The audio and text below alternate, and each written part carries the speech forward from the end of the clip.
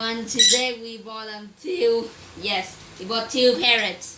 These are the parrots. We got this one. This one is here since a week. This one we just bought here. Yes, I know these guys. They're pretty cool for the fact that they can really talk just like a human. Okay. You can see here this one's just climbing like a little monkey, and it also uses its mouth so it can grab on, which you can see that it's grabbing on. And also this guy a bit aggressive because nó chưa quen nên nó hơi dữ. This guy he really likes rolling around like kia quay I don't know, like this. You see? Cho đứng lên tay đi, đứng lên tay, đừng có giật, con đừng giật. Đó, đứng giơ tay cao lên. Giơ tay cao lên đó. Yeah, this is you're seeing on my hand, okay? Nó hơi đau tí. It's kind of hurt. Okay, man. Why are you like? Nó cắn đầu nữa. Okay, apparently it kind of hurts, you know. Also, stay in there, man. Stay in there. Cho nó lộn đi.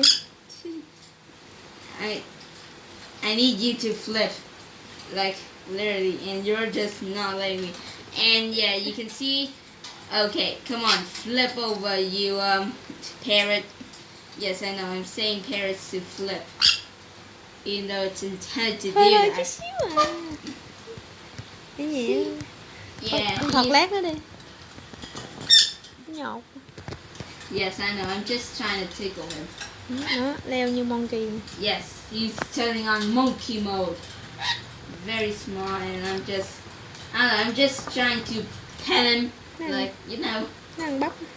He eats these. I forgot what names. Right, corn. They eat corns, and also some other types like Con này dữ. seeds. This guy, he's the aggressive one. If he bites you, it's quite painful. And I'm trying to. Yes, this is kind of weird. Okay. Đau tí à, con để cho đứng đi. Hơi hơi à. Wow. Hả? Yes, trying to I don't know, make him feel good. I hate what I'm doing, but just paying him. Okay. Kệ nó, kệ. Okay. Like this. Yes, this is kind of weird, but I'm doing it. Kệ nó, đóng cửa à. Yes. Alright. So let me just say that parrots, quite cool, can literally talk like a human, except you need to train it for a while. And that's what I'm gonna say. And also sometimes they can really roll over if you pet them too much. Nè, đây hạt của nó nè, ba mới mua nè. This is what it eats. This is seeds over here, you can see. Also, I'm trying to. Okay, man, I need you to roll over like a little ball. Yes, that's the objective. Make him Dám roll thọc over. tay đây không? Không. Con này dữ. Come on. Roll over. Come on.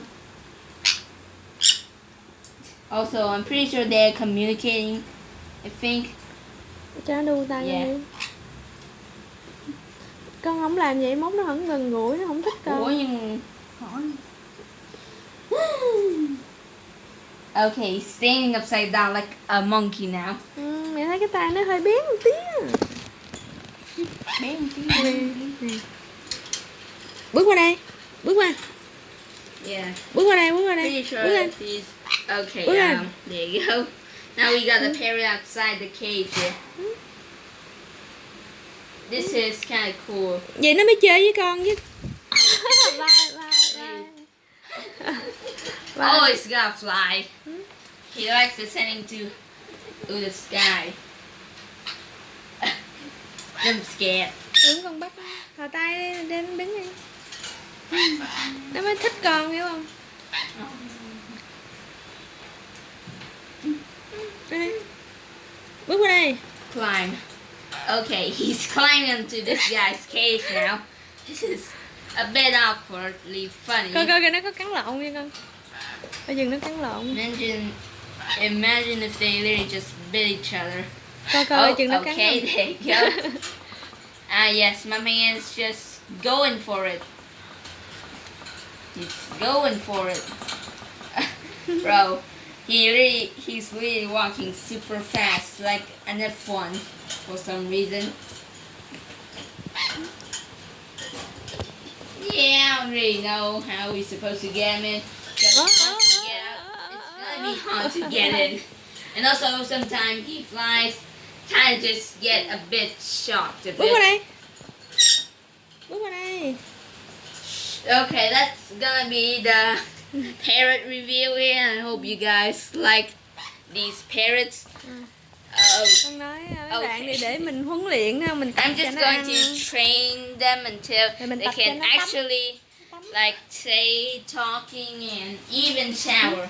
And I'll see you Mình guys sẽ soon. quay Bye video bye lần guys. sau ha. Đó, đó, kìa nói chuyện rồi, nói chuyện Okay. rồi. Parrot talking.